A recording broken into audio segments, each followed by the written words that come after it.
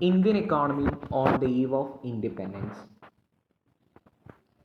NCRT economist, NCRT plus one economist starts with Indian economic development.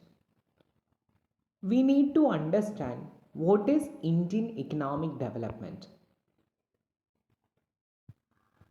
India's economic development starts from 1950s. As we all know that around 200 years India is under the colonial rule. So there is a chapter exist before colonial rule. What is the condition of Indian economy? So today we are going to discuss about the status of Indian economy before British rule. As we all know that the status of Indian economy before British rule is India was an independent, self-reliant and prosperous economy. Most of the people in India are doing agriculture and agricultural allied activities, so that the primary sector is very prevalent and is very present in those times. Agriculture was the main source of livelihood for most of the people. However, the country's economy was characterized by various kinds of manufacturing activities. India was well known for its handicraft industries in the field of cotton and silk textiles.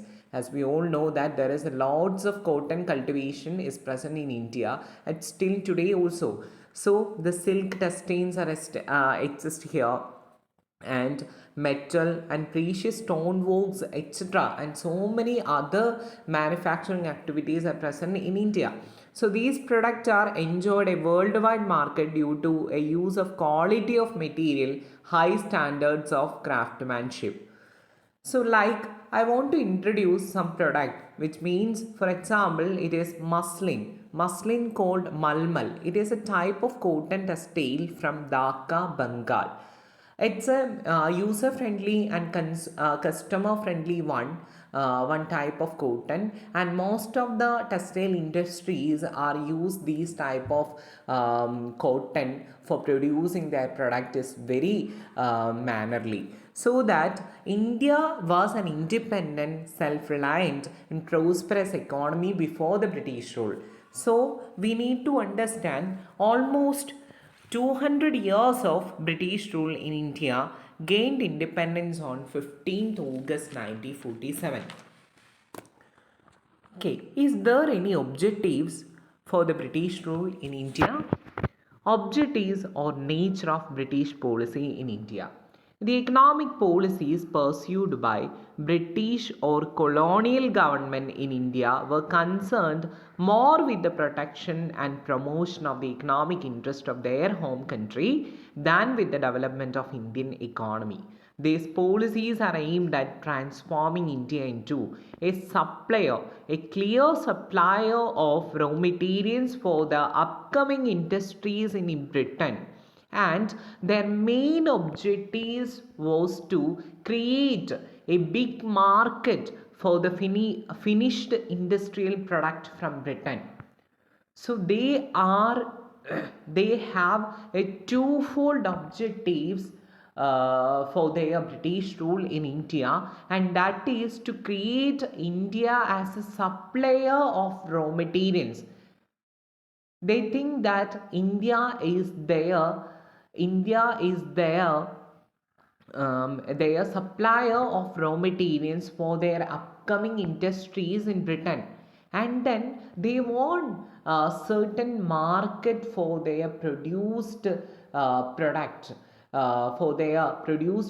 want to sell their product which is produced in Britain, and they think India is a suitable country for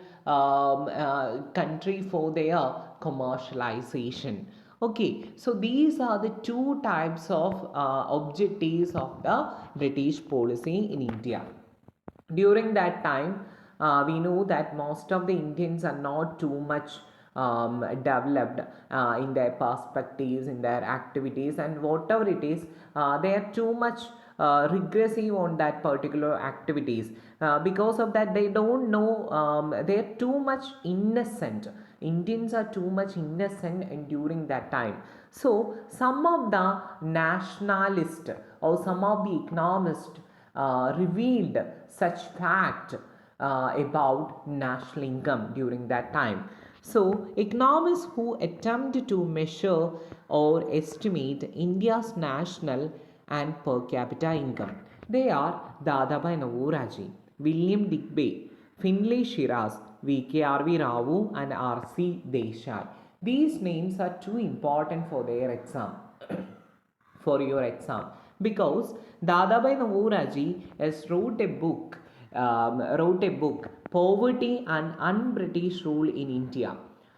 These poverty and un-British rule in India, he introduced a concept of drain theory. So this fact is too much important for their public examination. So not this point, Dadabhai Naoroji wrote a book named Poverty and Un-British Rule in India, and he introduced a concept called drain theory. Okay, and these four names or five names are too much important, because these nationalists or these economists are revealed the clear objective of British administration in India. So that Dadabhai Naoroji, William Digby, Finlay Shiraz, and V.K.R.V. Rao and R.C. Desai opened their exploitation principles among the people.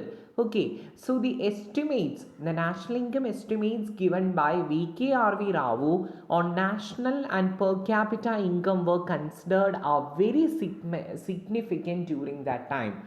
Okay, then the state of country's growth of aggregate real output and per capita output during British rule are indicators that revealed underdeveloped and stagnant nature of the Indian economy during British rule. Most of the studies revealed that the country's growth of aggregate real output during the first half of the 20th century was less than 2%, and growth in per capita output per year was only 0.5 percentage. So that our national income estimates are only 2 percentage.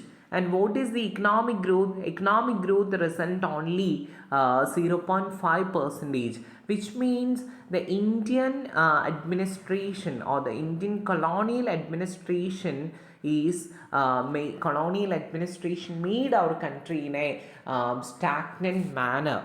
Okay, that then we need to understand what is the status of Indian agriculture sector during British rule.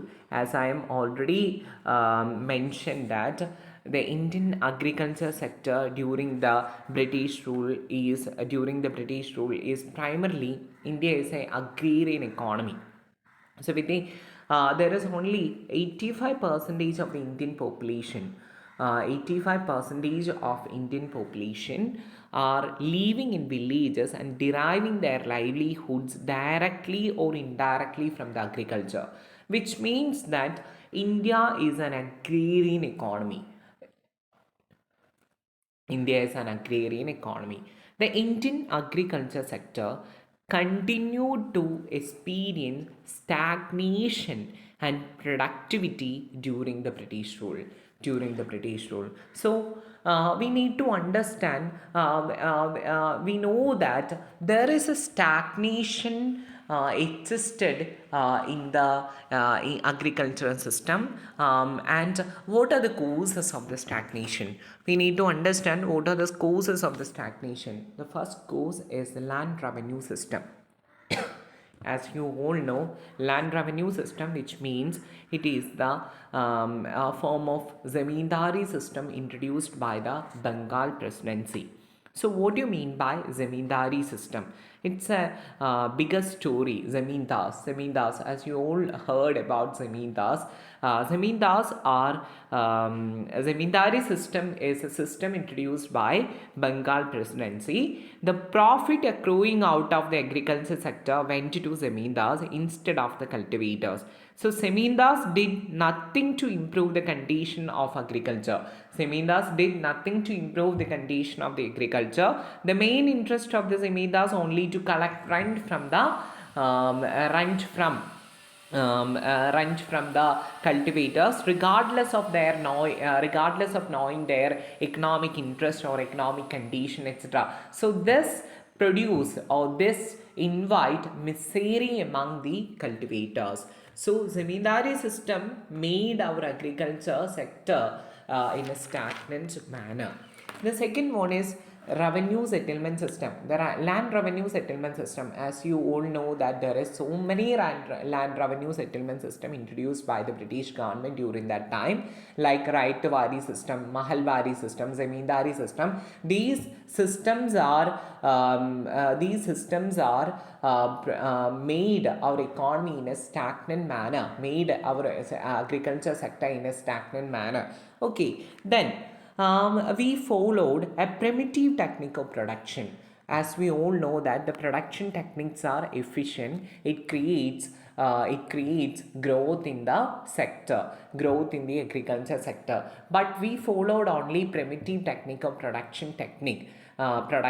primitive techniques of production. So this resulted a low level of development or low level of growth in the agriculture system. So low level of technology, lack of irrigation facilities, and negligible use of fertilizers altogether resulted a low level of agricultural productivity.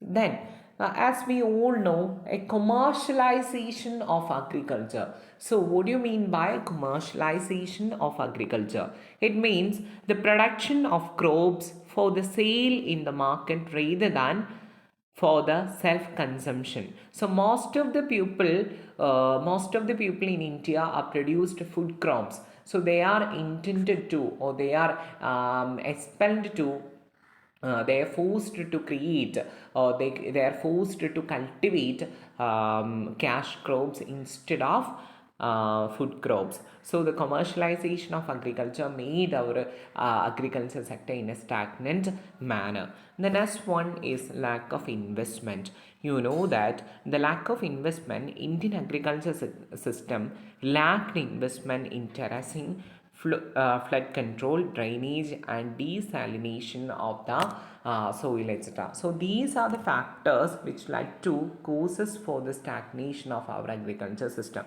So this is very important. It's a regular question. Everyone know that every year this is a permanent question for our public exam. It's a 2-mark question and 4-mark question, etc. So please learn these facts properly. Okay, so far today we discussed about the status of Indian economy before British rule, and what are the objectives and nature of the British policy in India. And we learned some national income thoughts which is produced by Dadabhai Naoroji, William Digby, Finlay Shiras, VKRV Rao, and which is considered as the most significant estimate during that time, and R.C. Desai. So don't forget about the book published by book wrote by Dadabhai Naoroji, which is the poverty and British rule in India. And don't forget the concept of drain theory, which belongs to Dadabhai Naoroji. Okay. Then we need to we already understand we already learned about the status of Indian agriculture sector during the British rule, and we learned about the causes of stagnation in the agricultural sector. Okay, thank you. Thanks a lot.